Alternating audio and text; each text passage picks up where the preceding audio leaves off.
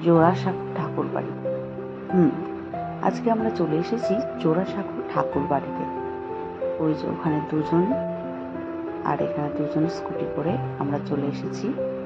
এদিকে মেন গেটটা আসার সময় আমি তুলতে ভুলে গেছি। যাই হোক, দেখুন এখানে হচ্ছে লেখা আছে বিশ্বভারতী বিশ্ববিদ্যালয়। এখান দিয়ে এই যে আর পাশে দেখতে পাচ্ছেন এই বড় রকমের হল ঘর মতো। এখানে দেখেছি অনেক সাংস্কৃতিক অনুষ্ঠানগুলো এখানে হয়।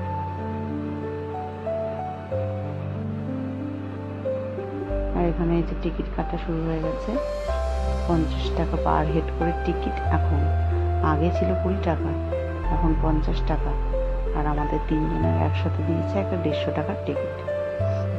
তো এই হচ্ছে পুরো বাড়ি, জোড়াসাঁকো ঠাকুর বাড়ি। আমরা এদিক থেকে জোড়াসাঁকো ঠাকুর বাড়িতে আপনারা আসবেন কি করে? আপনারা বাসে কিংবা মেট্রো করে সহজেই আসতে পারেন।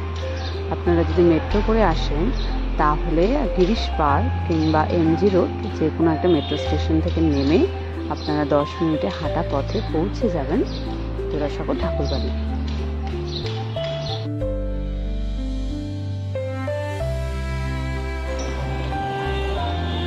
এই যে এখানে সামনে হচ্ছে রবীন্দ্র মঞ্চ।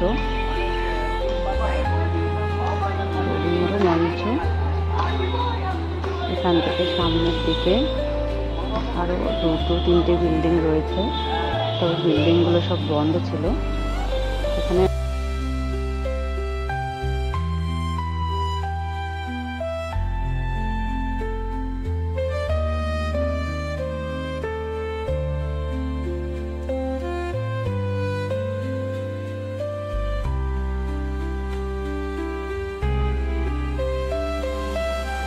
আমরা একটা খুব সুন্দর ফটো তোলার জায়গা পেয়ে গেছি। তাই এখানে আমরা সবাই এক করে গিয়ে ফটো তুলে নিয়েছি। আর এটা আমাদের হচ্ছে ফটোগ্রাফার।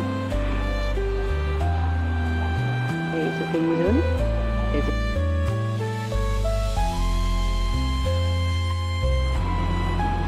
যে সামনেটা ছোট একটা বসার মাঠ আর রবীন্দ্রনাথের মূর্তি। এবার আমরা অন্দরমহলে যাব, কিন্তু তার আগে অন্দরমহলে যদি ছবি তুলতে যান তার জন্য প্রতিটা ডিভাইসে 50 টাকা করে টিকিট কাটতে হবে। তো এবার আমরা আবার বেরিয়ে পড়লাম। এই যে ডান দিকেই রয়েছে অফিস ঘর। এখান থেকে ফোনের জন্য আমরা টিকিট কেটে নিলাম, পার ডিভাইস 50 টাকা করে। এটা হচ্ছে অন্দরমহলের প্রবেশ পথ। এখানে সবাইকে জুতো খুলে আর ফোন সুইচ অফ করতে হবে, যাতে যাদের ফোনের টিকিট কাটা নেই। তারপরে এখানে টিকিট চেক করে আমরা উপরে চলে গেছিলাম। উপরে কিন্তু কোনো রকম ফোন ছবি তোলা নিষিদ্ধ। একমাত্র ভেতরে একতলায় গ্রাউন্ডে ছবি তুলতে পারবে। এই রবীন্দ্র ভারতী মিউজিয়ামে রবীন্দ্রনাথের জীবনের বহু স্মৃতি তুলে ধরা হয়েছে।